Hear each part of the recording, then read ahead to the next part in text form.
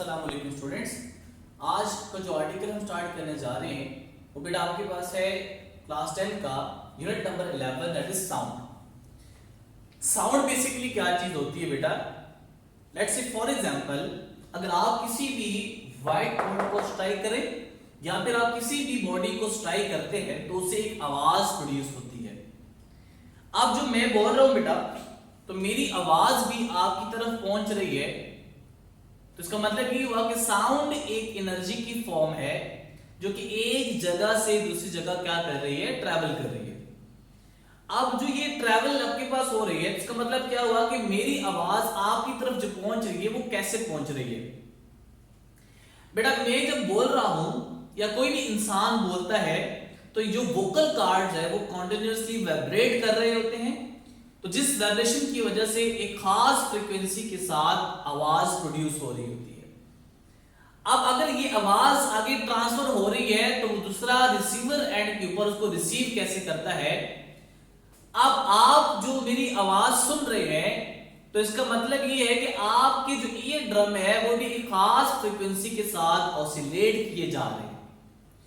तो अगर उसकी वाइब्रेशन की जो फ्रीक्वेंसी है और मेरी आवाज जो प्रोड्यूस हो रही है वोकल कार्ड्स की फ्रीक्वेंसी जो आपके पास है, ये दोनों मैच करेंगे तो आपको मेरी आवाज सुनाई देगी। और अगर ये मैच नहीं करते तो इसका मतलब ये कि आपको आवाज सुनाई नहीं देगी।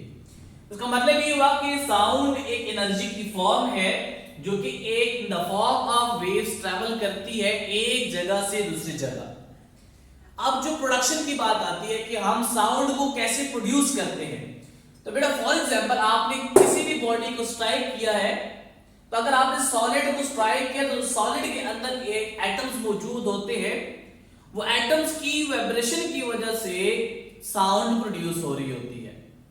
अगर आपने स्कूल में एक एक्टिविटी कर ली है तो बेटा स्कूल में एक आपके पास क्या है कि कोई भी एक ट्यूनिंग फॉर्क आप ले लें, और ट्यूनिंग फॉर्क आपके पास इंस्ट्रूमेंट होता है जो कि यूज किया जाता है for the production of sound के लिए।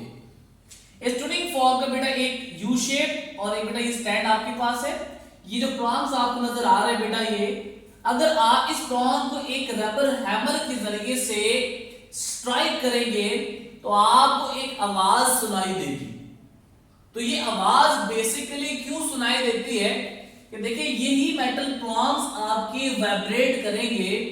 ये मेटल प्रॉन्ग्स अपने मेन पोजीशन से कभी राइट साइड पे जाएगा, वाइब्रेट करेगा, ऑसिलेट करेगा, फिर ये उस पॉइंट से वापस मीन की तरफ आएगा और मीन से आगे फिर अनदर एक्सट्रीम की तरफ चला जाएगा। तो ये कंटिन्यूअसली क्या कर रहा होता है, वाइब्रेट कर रहा होता है। इसका मतलब क्या हुआ कि जब आपने साउंड की प्रोडक्शन करनी है तो उसके लिए पहली कंडीशन क्या है, या मस्ट कंडीशन क्या है कि बॉडी का वाइब्रेट होना मस्ट है। बगैर वाइब्रेशन के बॉडी के आप साउंड को प्रोड्यूस नहीं कर सकते। अब अगर आपने देखना है कि वाकई कोई भी बॉडी ट्यूनिंग फॉर्क जो साउंड प्रोड्यूस कर रहा है वो वाइब्रेट कर रहा है कि नहीं, आप क्या करें कि एक थ्रेड के जरिए से एक टेनिस बॉल को सस्पेंड करें और उस ट्यूनिंग फॉर्क को इस टेनिस बॉल के करीब लेके आ जाए। अब क्या करेंगे, जब ये ट्यूनिंग फॉर्क इस आपके टेनिस बॉल के करीब लेके आएंगे तो ये ट्यूनिंग फॉर्क इसके ऊपर एक फोर्स लगाएगा जो कि आपको ऑब्जर्वेशन मिलेगी कि वो डिस्प्लेस होगा, टेनिस बॉल मीन पोजीशन से कहीं और चला जाएगा। अब इस बॉडी या बॉल का डिस्प्लेसमेंट क्या हमें बताता है कि आप देखेंगे कि अगर ये बॉडी डिस्प्लेस हो रही है अपनी ओरिजिनल पोजीशन से, तो इसका मतलब ये कि ये ट्यूनिंग फॉर्क की वाइब्रेशन की वजह से वो डिस्प्लेस हो गया है। वो वाइब्रेशन की वजह से एक उसको पुश मिला है ट्यूनिंग फॉर्क से और वो डिस्प्लेस हो गया है। अगर आप देखना चाहते हैं कि क्या हम किसी लिक्विड में अगर बात करें तो उसमें कैसे आवाज प्रोड्यूस होगी, तो बेटा आप इस ट्यूनिंग फॉर्क को किसी भी बाल्टी में पानी ले लें और उसकी प्रॉन्ग्स उसमें इंसर्ट करें, तो बेटा आपको एक स्प्लैश की आवाज मिलेगी जो हमें इस बात की इंडिकेशन करेगा कि ट्यूनिंग फॉर्क की जो वाइब्रेशन की वजह से है उसमें क्या प्रोड्यूस हो गया, स्प्लैश प्रोड्यूस हो गया। और उस बॉडी के अगर आप जब इंसर्ट करेंगे तो वाटर की सरफेस के ऊपर आपको रिपल्स प्रोड्यूस होना स्टार्ट कर जाएंगे। आपको ऑब्जर्व होगा कि वहां पे रिपल्स प्रोड्यूस हो गए।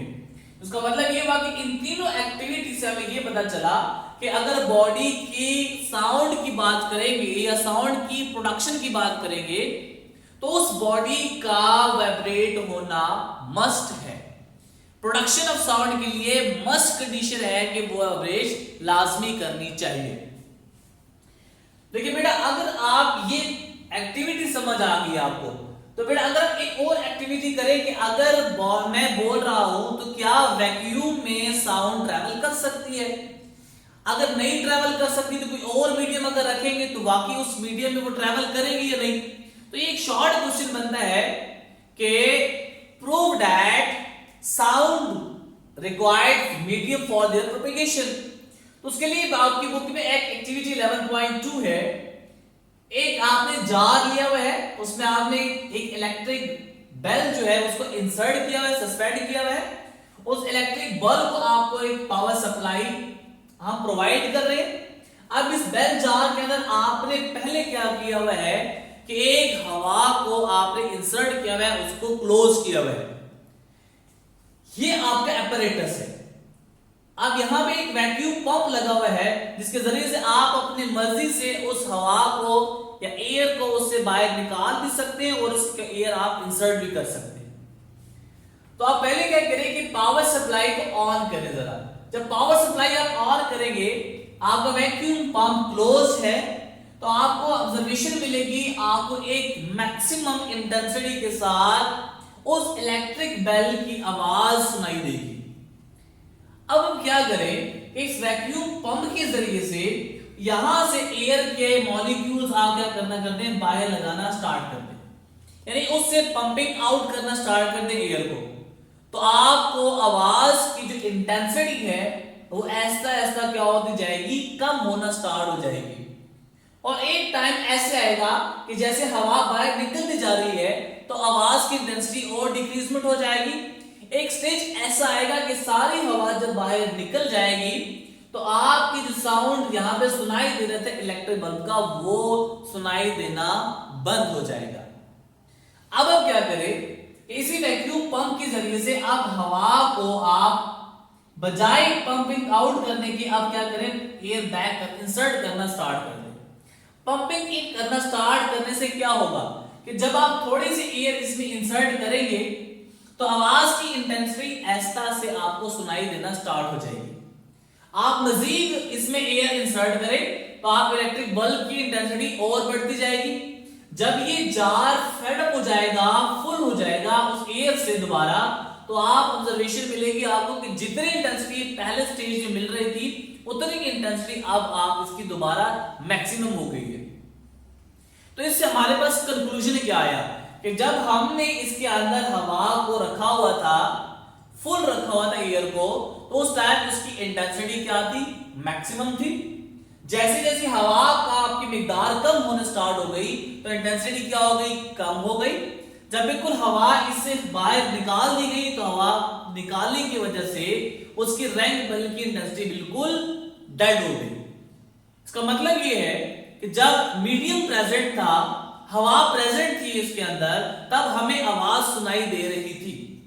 जब हवा बाहर निकाल ली गई तो वहां पे आवाज सुनाई नहीं दे रही थी। इसका मतलब ये कि साउंड को ट्रैवल कराने के लिए, एक जगह से दूसरी जगह ट्रांसफर कराने के लिए आपको मीडियम की जरूरत होती है। और अगर मीडियम की जरूरत होती है तो हमने पिछले चैप्टर में पढ़ा है कि वो कौन सी वेव्स होती हैं, मैकेनिकल वेव्स होती हैं। और मैकेनिकल वेव्स में अब कौन सी नेचर की है, ट्रांसवर्स है, लॉन्गिट्यूडल है। अब हम इसको हम स्टडी करते हैं। तो नेचर ऑफ साउंड हम यहां से प्रूव करते हैं। बेटा आपके पास वही ट्यूनिंग फॉर्क है। अब इस पॉइंट के ऊपर ये ओ मीन पोजीशन है, बी आपकी एक्सट्रीम पोजीशन राइट साइड पे, और ए आपके पास पोजीशन है जो कि लेफ्ट साइड पे एक्सट्रीम है।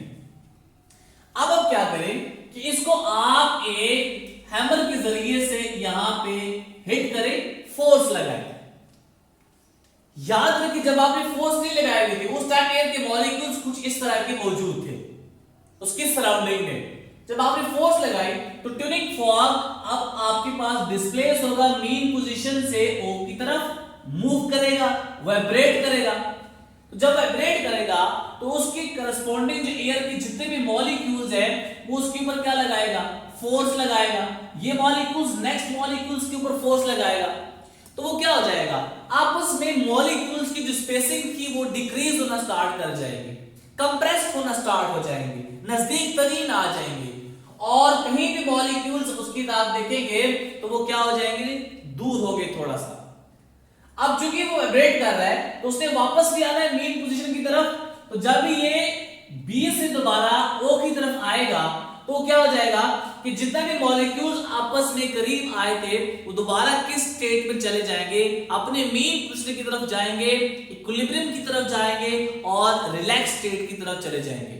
तो आप देखेंगे कि कहीं पे अगर आप देखें इसकी करस्पॉन्डिंग आपकी जो मॉलिक्यूल्स है उनके दरमियान जो स्पेसिंग है वो ज्यादा हो गई है, अब वो दोबारा मेन पोजीशन की तरफ वापस आ गए हैं। तो बेटा अगर आप इसकी ऑब्जर्वेशन जरा करें तो जहां पे मॉलिक्यूल्स की तादाद आपस में अगर आपके डिस्टेंस कम से कम है, इसका मतलब है इन दोनों के दरमियान क्या है, कंप्रेशन प्रोड्यूस हो रही है, और जहां भी इनके दरमियान गैप ज्यादा है वहां पे क्या है, रेयरफेक्शन है। तो बेटा देखिए कि अगर आप देखिए ये वेव्स कंप्रेशन और रेयरफेक्शन के तौर के ऊपर आगे ट्रैवल की जा रही है और बैकवर्ड आती जा रही है। अब इस कंप्रेशन की वजह से इसको नाम क्या दिया जाता है, कंप्रेशनल वेव्स का। तो कंप्रेशन और रेयरफेक्शन किस वेव्स में थी, लॉन्गिट्यूडनल वेव्स में। तो हम कहेंगे कि साउंड की जो नेचर है वो आपके पास कौन सी हो गई है, लॉन्गिट्यूडनल नेचर आपके पास है। और अगर हम इसको इन टर्म्स ऑफ लॉन्गिट्यूडनल लिखेंगे या उसको ड्रॉ करेंगे तो बेटा ये आपके पास कोई भी वेव है जो कि आगे ट्रैवल कर रही है, प्रोपेगेट हो रही है, और उसमें मॉलिक्यूल्स की जो वाइब्रेशन है वो भी आपके पास क्या है, in the direction of the wave है। तो यहां से पता चला कि हमारे पास जो नेचर है साउंड की वो कौन सी है, लॉन्गिट्यूडल है। तो ये बेटा आपके पास इंट्रोडक्शन था किसके बारे में, साउंड के बारे में, जिसमें हमने प्रोडक्शन पढ़ी साउंड की, फिर हमने वाइब्रेशन किस तरह प्रोडक्शन हम कर सकते हैं, वाइब्रेटिंग बॉडी का मस्ट है होना, फिर हमने वहां देखा कि क्या उसको मीडियम की रिक्वायरमेंट होती है या नहीं होती, फिर लास्ट में पढ़ा कि बेटा कौन सी नेचर की आपके पास वेव्स है साउंड की। उम्मीद है बेटा आपको समझ आया वो लेक्चर। नेक्स्ट लेक्चर में फर्दर इसको प्रोसीड करेंगे, नेक्स्ट लेक्चर तब तक के लिए बेटा फिर अल्लाह हाफिज।